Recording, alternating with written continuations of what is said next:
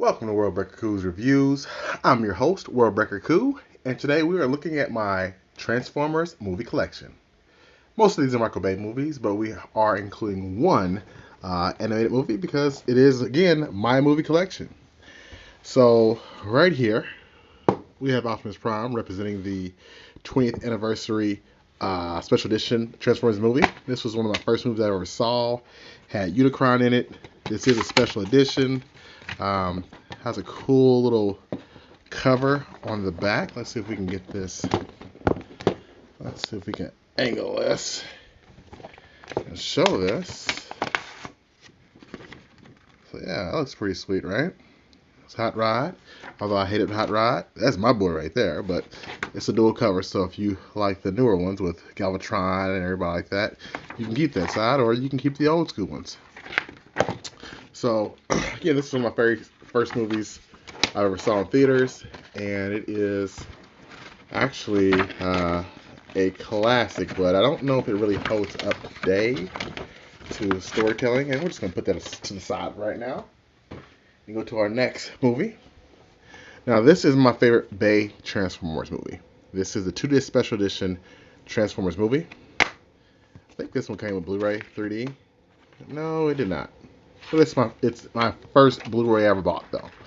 I was very excited. Got a Blu-ray TV, Sony, a long time ago, and this thing still holds up. This is still, I think, the best storytelling Bay did because it's his first one, and he put a lot of stuff in this movie that I think just worked because he didn't let it get like really bloated like his other movies.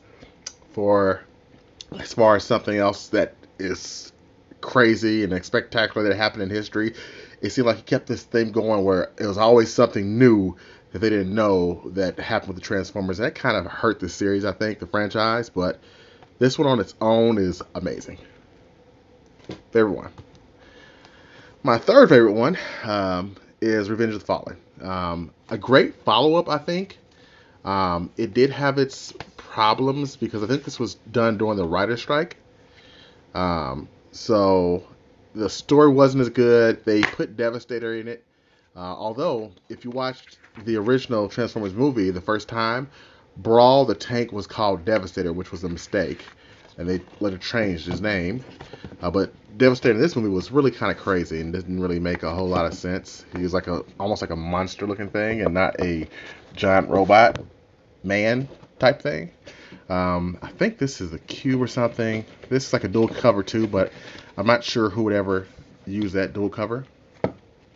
I think at the time when this came out, you had a choice between that case with Megatron or this case right here with Optimus Prime all beat up. I did like that Bay tried to throw an homage to the Transformers movie by killing Optimus Prime off, having the viewer think that, oh no, Prime is dead, he's not going to be in the sequels. Spoiler, he came back. Good movie though. My second favorite of all of these Transformers movies is Dark of the Moon. It was almost my first. Of course, you can see I got a real cool case. This is in Chicago, and at the time of this movie, I was actually living in Chicago. So that was cool. And I have some friends that was actually in the movie. It's the 3D edition. And this movie just, even though they took out Megan Fox, I think it just really worked with just giving a nod to the end of the franchise. And there you got Bumblebee there, getting some screen time. Nothing special. Almost all these discs look the same. I'm going to show you an ultraviolet code. Don't want to do that.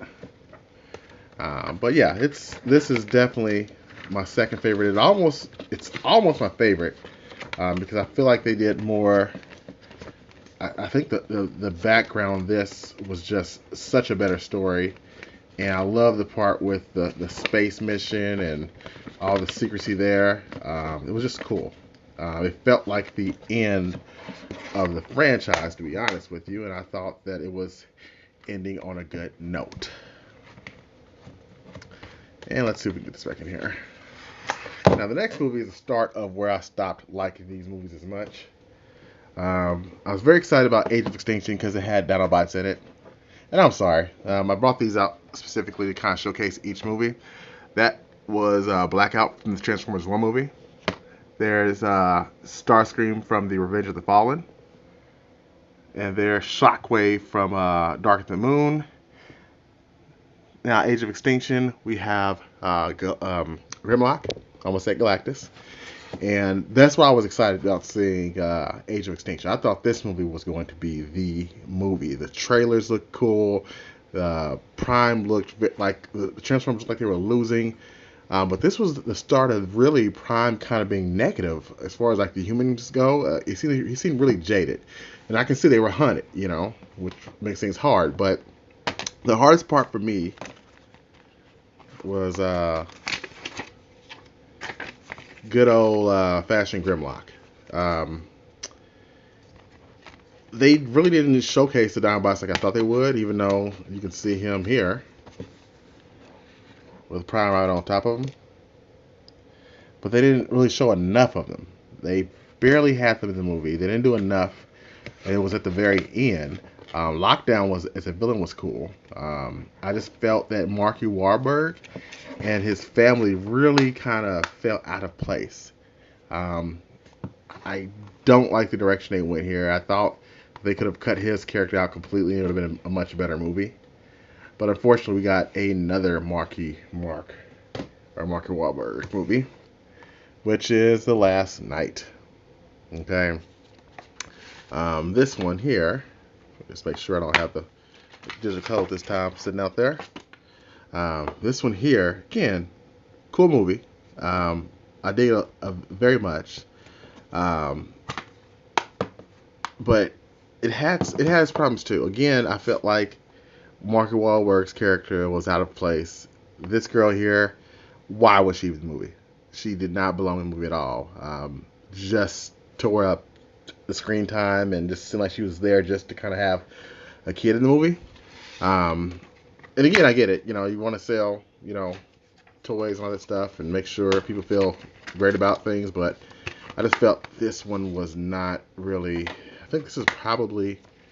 Let's put that there. I think this was probably my least favorite of all of the Transformers movies. This one felt long, which is shocking because they're all long movies, but this one actually felt long. The dragon stuff was cool, but again, it was more of the same of all these ancient, things you didn't know about. And then there's they had Optimus Prime found his maker, which was cool. At least they kind of tied in these two movies, but it really just for me fell flat.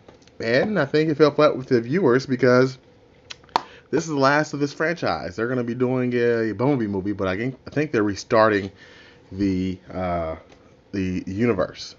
Okay, so there's that, and there's the Last Knight Megatron looking all cool. So again, overall, I do think that I do like my collection. I would get them all again just because Transformers. I grew up on that stuff. But I think if you had to stick with some, go with the original movie, the original animated movie, and the first three.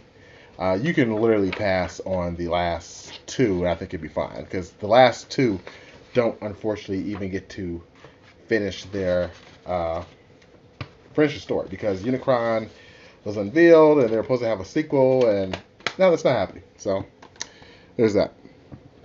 So I hope you've liked this collection review. If you like these, let me know in the comments. I'll do more of them. Thanks for watching. Until next time, peace and Autobots.